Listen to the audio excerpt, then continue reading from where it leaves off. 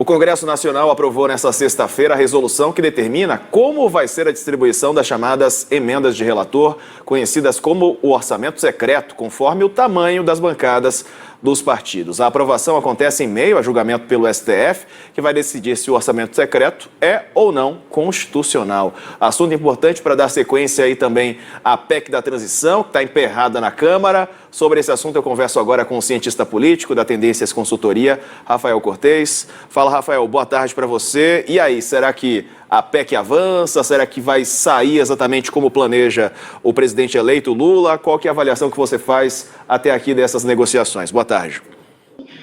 Boa tarde, Diego. Todo mundo está ouvindo Band News TV. Mais uma vez um prazer estar conversando sobre esse cenário político tão turbulento, né, que a gente vive na transição. Eu acho que a resposta à sua pergunta, Diego, passa pelo encontro, né, desenhado entre o presidente eleito Luiz Inácio Lula da Silva e o presidente da Câmara Arthur Lira, né, que ao fim e ao cabo a gente tem essa PEC travada por duas decisões, uma de natureza jurídica, que você mencionou muito bem, que é a decisão do Supremo Tribunal Federal em relação à constitucionalidade das emendas de relator, chamado orçamento secreto. Se eventualmente a opção for por declarar inconstitucional, vai ter que ter uma criatividade legislativa para a liberação desses recursos que estiveram na rubrica no orçamento de 22, e é basicamente isso que as lideranças querem, né, destravar recursos que foram cortados, né, em 22, né, para garantir o cumprimento dos acordos, tendo em vista as reeleições para a presidência da Câmara e do Senado. E a outra decisão que trava a PEC é em relação à formação do governo, né, aí basicamente tem um jogo, né? O presidente eleito quer a votação da PEC desenhada para poder distribuir a base partidária, né, de acordo com cada partido votar, der apoio à tese do governo, e os legisladores querem a sinalização do cargo para depois votar o texto da PEC. Então, quem vai destravar esse jogo deve ser a reunião entre Lula e Arthur Lira. O que dá para dizer de antemão, Diego, é que ainda existe um incentivo para os parlamentares votarem a PEC, mesmo com todos esses barulhos, porque era talvez um mecanismo mais seguro para gerar chance de liberação de recursos ainda em 2022. Exato, Rafael, e é claro que eles esperam isso, né, para o ano que vem. Vamos falar um pouco mais sobre as emendas de relator. Quero te ouvir sobre esse poder tão grande que hoje está nas mãos aí dos relatores do orçamento e principalmente dos presidentes da casa, né? Estou falando de Arthur Lira e Rodrigo Pacheco, os dois que não querem perder esse poder, não é? E, aliás, poder que está nas mãos do Centrão, especialmente também em relação ao governo Bolsonaro, e vai ser assim também no governo Lula, se nada mudar, né? É difícil desfazer esse nó que, infelizmente, está aí dado no nosso país. Como é que você vê essa possibilidade do novo governo já começar tão dependente do Centrão, não é? E é claro que esse orçamento secreto torna a situação ainda mais dramática aí para o presidente eleito.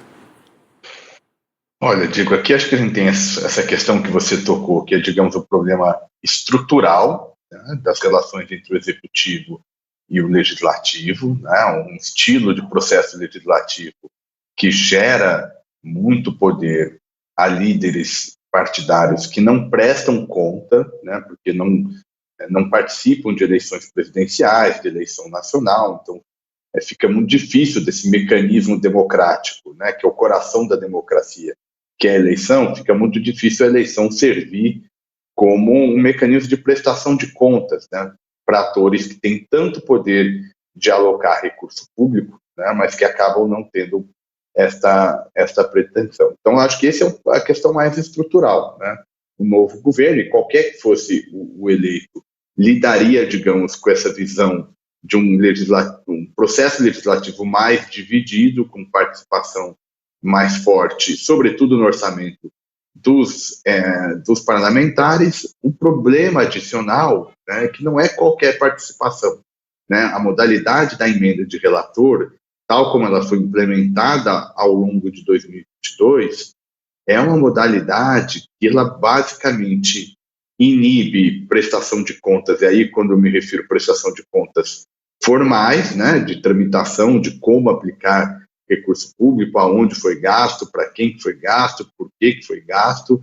É muito difícil fazer essa prestação de contas, e o que é ainda mais grave é a eficiência desse gasto público, porque você dá um poder discricionário para um deputado, literalmente, aqui não é força de expressão, dá um cheque em branco, né, dá um valor, uma quantia nominal em dinheiro para determinado prefeito ou qualquer que seja o destinatário, sem nenhum vínculo com programa de governo, né? Que programa de governo se espera, né? Política pública espera que tenha começo, meio e fim, ela tem uma regra, ela tem a prestação de contas, ela estabelece um mecanismo para testar se esse gasto está sendo bem utilizado ou não. Então é quase que literalmente pegar a mão no bolso, tirar lá um valor, fazer uma transferência, fazer um PIX para algum lugar sem menor controle de como isso está sendo feito, o que torna ainda mais grave toda essa discussão do orçamento secreto. Com toda certeza, né? Falta de transparência, falta de critério para destinação de recursos e propicia casos de corrupção, como a gente denunciou alguns ou relatou alguns que foram denunciados ao longo desse ano. Bom, Rafael, quero te ouvir também sobre a formação de ministérios do governo eleito.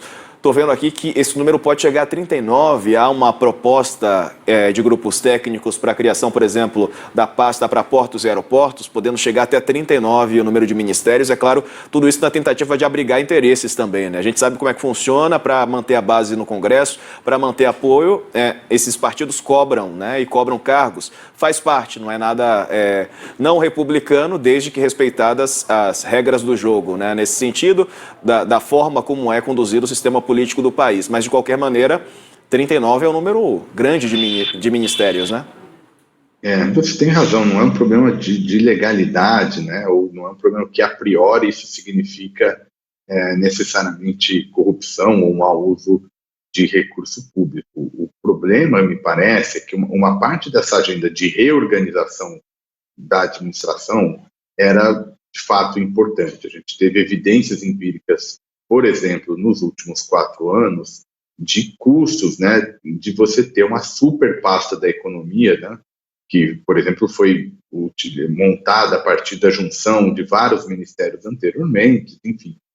Tem aí alguma ideia de que alguma divisão era saudável, era salutar, até para melhorar a eficiência dos debates legislativos, as pastas cuidando de diferentes programas e conseguindo fazer um trabalho mais eficiente, uma interlocução melhor entre o ministro e os parlamentares, ou o ministro e o presidente, ou o ministro e os grupos da sociedade que dialogam com o governo. O que está acontecendo, porém, Diego, é basicamente algumas divisões que elas literalmente estão entrando na agenda como uma parte para acomodar esses interesses, né? Justamente por conta desse cenário em que a presidência da República é mais fraca, esse poder dos parlamentares tem sido cada vez maior, né? Hoje a gente tem vários partidos do mesmo tamanho, ou com um tamanho muito próximo, então todo mundo quer alguma coisa em termos de cargos, e aí vai inchando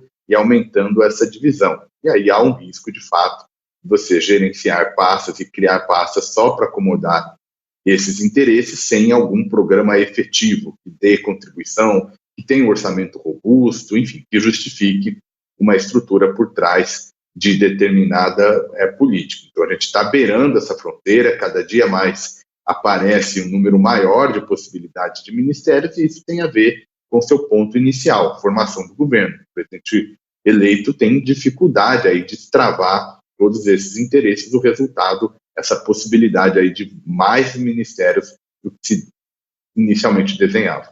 Pois é, e o PT tem tido uma sede grande também, né? Além dos outros partidos que compõem a base, mas a gente viu já as primeiras indicações com nomes do partido.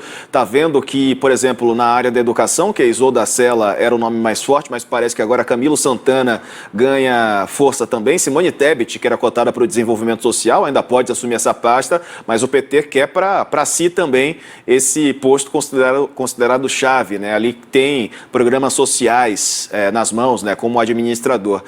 Como é que você está vendo também essa questão interna do PT de tentar aí pastas importantes. Faz parte também ou eles estão um pouco sedentos demais nesse sentido?